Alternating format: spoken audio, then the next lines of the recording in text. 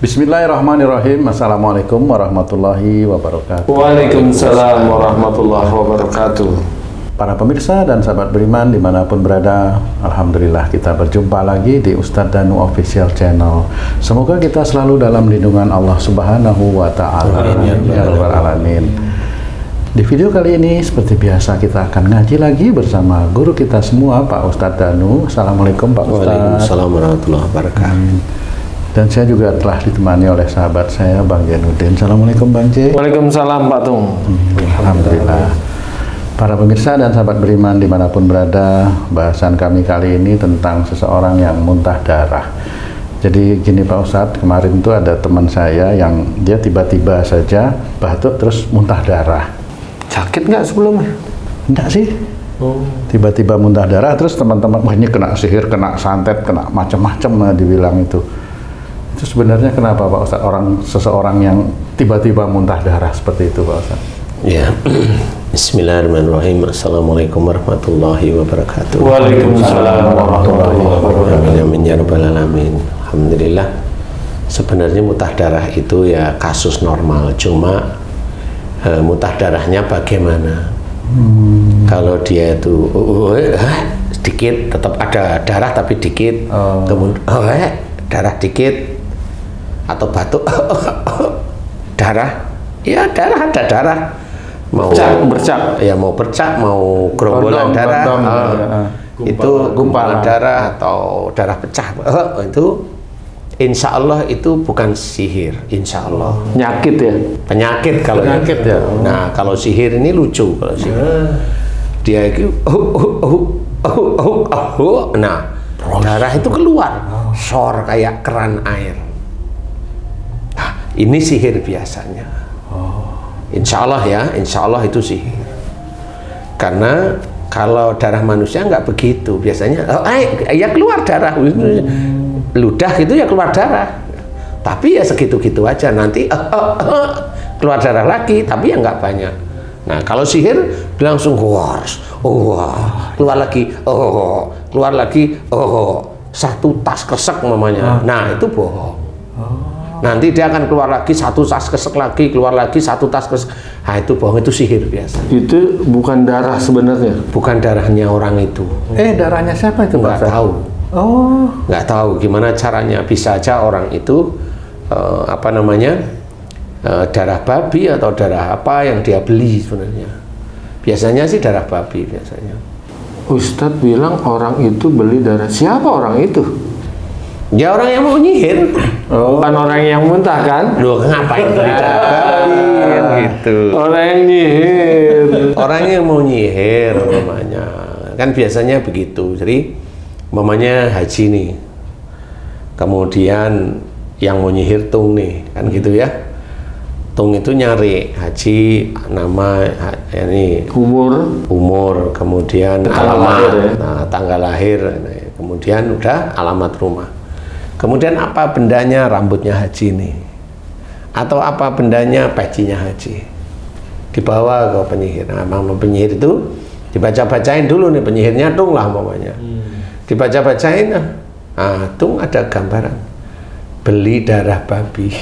Nanti ada yang ngomong beli deh seliter gitu. Wah seliter mah minta dikasih kalau cuma darah babi, umpamanya seperti itu.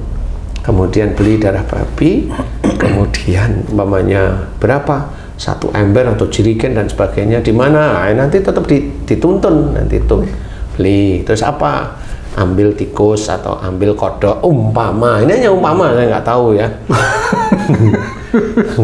Terus kemudian ambil jarum yang segede gini mamanya, jarum, udah. Kemudian apalah mamanya, begitulah yang namanya dukun nggak ngerti. Nah kemudian puasain 3 hari,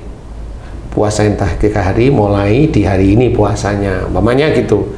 Nah, di hari ketiga itu suruh ngerjain. Nah hari ketiga itu biasanya hari menurut dukunnya itu apesnya, menurut tung itu apesnya haji. Hari apesnya. Menurut tung. Menurut hitung-hitungannya ya. Enggak tahu, ada yang ngomong aja pokoknya. Nah, habis itu terus udah mulai disiapin di titiknya kodok atau tikus tadi, dincepin lah dengan jarum.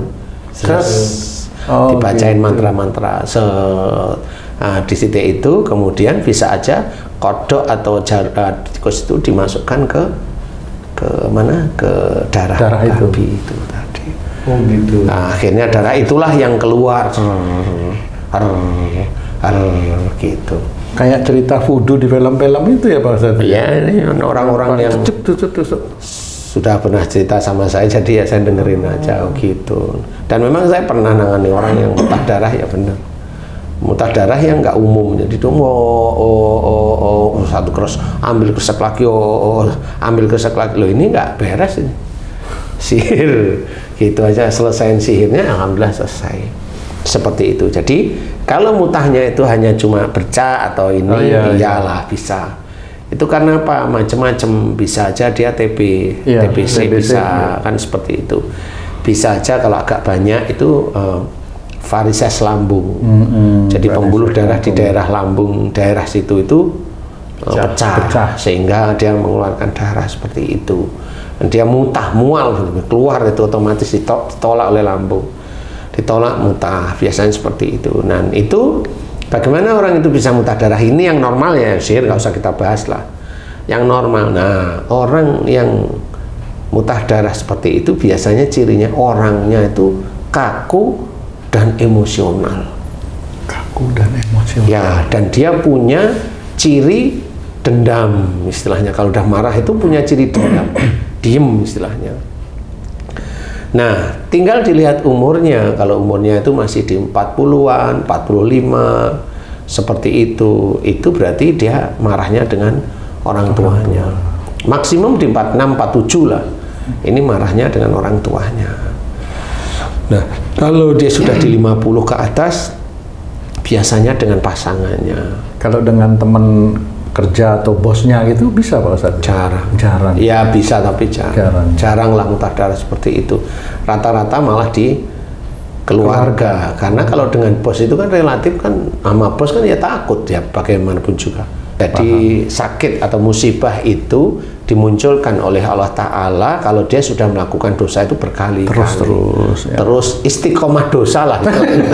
Istiqomah marah, gedek, nyimpen marah kan gitu. Nah, intinya muntah darah itu ada dua hal yang harus kita sikapi. Kalau memang hanya bercak ini itu kalau nggak TB, penyakit ya, itu penyakit. Infeksi saluran apa? Pernapasan.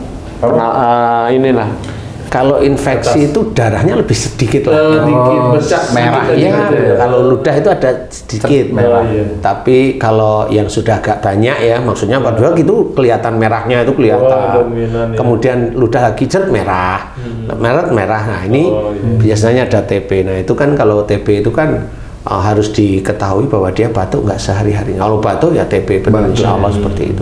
Apalagi kalau di dokter, TB benar. Nah, sudah. Nah, TB harus cari YouTube-nya yang TBC. Kan gini, gimana cara doanya kan ini. Nah, kalau muntah darah seperti itu, ada sifat kaku, sulit diberi masukan karena pecahnya pembuluh darah, varises lambung itu kan pecah di situ. Lambung itu berhubungan dengan mau ndak menerima masukan atau nasihat. Tugas lambung itu kan menerima makanan. Kalau orang makan kan lambung kan menerima aja, lambung nggak menolak. Maksudnya secara harfiah dari Allah Ta'ala loh ya. Tapi kalau ada orang mutah, orang itu biasanya kalau diberi masukan bantah. Kalau darah sampai keluar dari situ, orang itu nggak cuma bantah, dia ada dendam, ada benci dengan seseorang yang kuat sekali. Makanya oleh Allah Ta'ala pembuluh darah di lambungnya itu dibengkakkan, kemudian diciur gitu. Itulah cara Allah Ta'ala. Tubuh manusia itu kan milik Allah. Betul. Jadi haknya Allah, mau dibikin pecah, mau dibikin macam. Nah, gimana caranya kita ngatasi? Makanya di situ jangan, pokoknya belajar untuk kalau diberi masukan didengarkan, kalau diberi nasihat didengarkan baik-baik. Kalau benar ya diakui benar. Seperti itu. Jadi harus belajar memahami bahwa lambung fungsinya menerima makanan yang baik-baik ya. Jadi kalau pecah pembuluh darah di lambung atau varises lambung, berarti orang ini termasuk kalau diberi masukan atau nasihat susah, atau kaku, atau benci, atau dendam, sehingga menyebabkan muntah ini akan terus-menerus keluar. Nah, kalau ini tidak, kalau momennya dia itu ditanyain, kamu sering menyimpan marah sama siapa? Dikasih nasihat nggak mau sama siapa? Sama bapakku. Sudah minta maaf sama bapak. Dan terus setiap hari minimum sekali. Dan dia kusuk meminta maafnya dan berjanji pada Allah Ta'ala untuk tidak mengulang. Dan dia sehari-hari jangan mengulang. Insya Allah itu nanti Allah yang memberikan kesembuhan sendiri.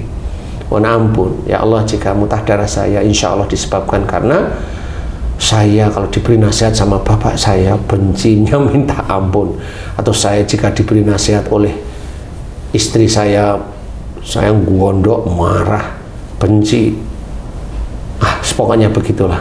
Jika itu dosa di hadapanmu, ampuni dosa-dosa saya, istighfar. Kemudian lakukan, minta maaf sama orang tua yang kita sering menyimpan marah, atau minta maaf kepada suami.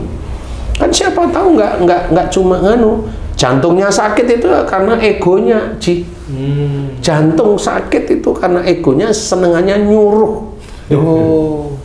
Nyuruh dengan paksa. Dengan paksa. Yang disuruh sebenarnya nggak ikhlas, makanya sakit. Coba kalau Haji pengen sembuh ya ikhlas lah Ji kalau disuruh. Kelihatannya ikhlas. Dia tahu begini langsung, mending saya nggak ikhlas ya. Tapi nggak bisa juga.